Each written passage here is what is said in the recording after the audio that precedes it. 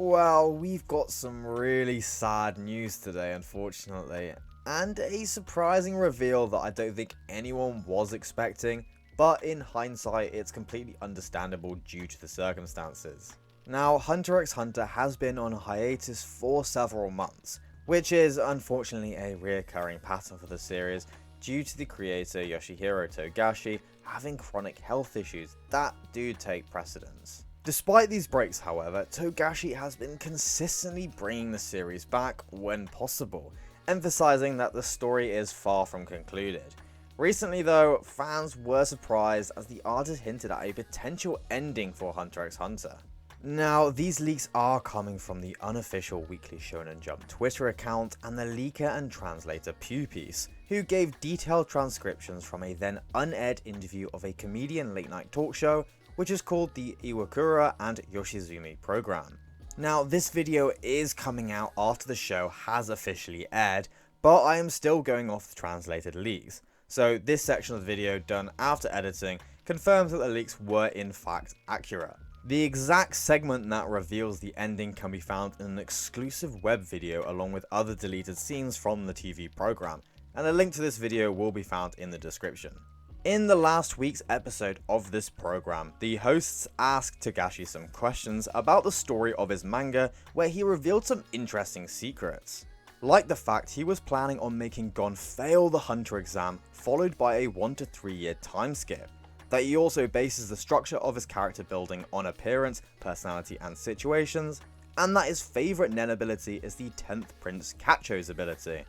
But in this week's episode, Togashi reveals to the show he has 3 planned ending scenarios with different levels of satisfaction, depending on his health, and another ending which isn't on the roster anymore. He says, for the ending, I have prepared 3 scenarios, A, B and C. When considering the proportional reaction from readers, ranging from satisfaction to dissatisfaction, the ending A is deemed satisfactory by 50%, and unsatisfactory by 20%. This does not necessarily imply a high rating, but for me, reaching it will be secure in a way that doesn't complicate matters with excessive criticism, in my belief. I wanted to jump in quickly here and note that he speaks about the satisfaction of his audience in such a statistical way. You can really tell he's the creator of Hunter x Hunter, and it's as if he's talking about this like it's a Nen ability. He continues on the next line. As for ending B, opinions will be divided similarly between satisfaction and dissatisfaction, so potentially 50-50. For ending C, I anticipate a satisfaction rate of 10% and a dissatisfaction rate of 90%. Why do I keep it present even with a high rate of dissatisfaction? That's because it is my personal preference, but fundamentally I want to think to the utmost extent about an ending to the point where I might not choose any of these 3 and create what I find most enjoyable, which is my ideal and goal.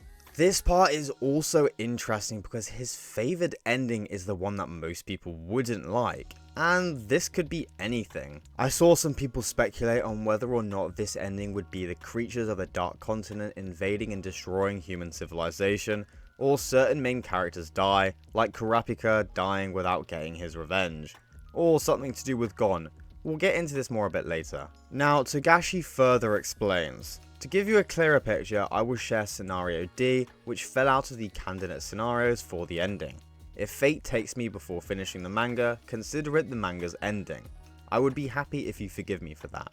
You can see he's nervous about his series not getting a suitable finale if his health deteriorates. It demonstrates how Miura's death had a significant influence on the industry and the lifespan of mangaka's health alongside the story they are telling. Because it sprang out of nowhere, it made them realize that dying before finishing their narrative is a genuine possibility, and I believe that particularly affected Togashi, whose health has been deteriorating for some time. It affected him so much that he's making a particular ending canon if he unfortunately passes away before he can complete the other endings. And speaking of this ending, we're going to get into ending D now. It begins. Next to the lake, a girl named Jin holding a fishing rod stands motionless. Suddenly, the rod shakes violently and Jin, startled, exclaims, "I got him! I got the Lake Lord!" She skillfully lifts the Lake Lord onto her shoulders and stands before a woman, saying, "As I promised, I caught the Lake Lord, Mum." Jin approaches her mother and passionately declared, "You must not tell me again you must become a hunter." And this almost mimics Gon's introduction in catching the Lake Lord at the beginning of the series, but with one key difference that sets it apart. This new girl, Jin, adamantly says she doesn't want to be a hunter. The woman with no tricks left nods her head. Jin, still carrying the Lake Lord on her shoulder, walks away.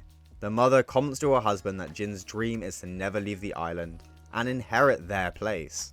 The father agrees, laughing, and the mother expresses her dissatisfaction, saying perhaps her desires will change later, but I want to know, you and Jin, why are you like this? Surely it's because of the blood of Grandma Mito and Grandma Noko. The woman seems unaware that Grandma Mito and Grandma Noko are not related by blood, and the father smiles knowingly. The woman, expressing her unwillingness as a mother, adds, "But Grandpa Gon was a famous hunter, and this girl will one day leave the island." Jin insists, "I will never leave!" And although she is no longer visible in the heart of the forest, she heard her parents' conversation and responds defiantly. The father, amused, says, "You have a sharp eye." This section adds a ton of really interesting questions, and we learn a lot about this family, including the fact that Jin is the granddaughter of Gon. Grandma Mito is clearly meant to be Mito Freaks, the cousin of Jing Freaks and foster mother of Gon, who should really be referred to as great grandma. But we also learn about the other Grandma Noko, the little girl we meet at the village alongside Gon and then never heard from again. This must mean that when Gon went back to the village after his 100 days, he ended up falling in love and having children with Noko, creating this line of descendants. And continuing on, the scene changes to the shop continuing its work from Mito's days. The Lake Lord has been cleanly cut and its internal parts sorted. Jin thinks to herself while working, "Mom never understands." When Grandpa speaks joyfully about his memories of being a hunter, Grandma Noko quietly moves away from her seat. Every time Grandpa Gon affirms, her belief is heard from someone. She strikes the cutting board forcefully with a knife. "I'm tired of this. To wait for someone's return after months and years of sadness crushes my heart. I will make someone wait for me." While the translations are a little rough, we can see from this situation that Gon enjoyed being a hunter, but it affected his wife Noko, who hated the long period of time she wouldn't get to see him, imitating the relationship Jing forced onto the people of the village, and Jin is defiant in breaking this rule.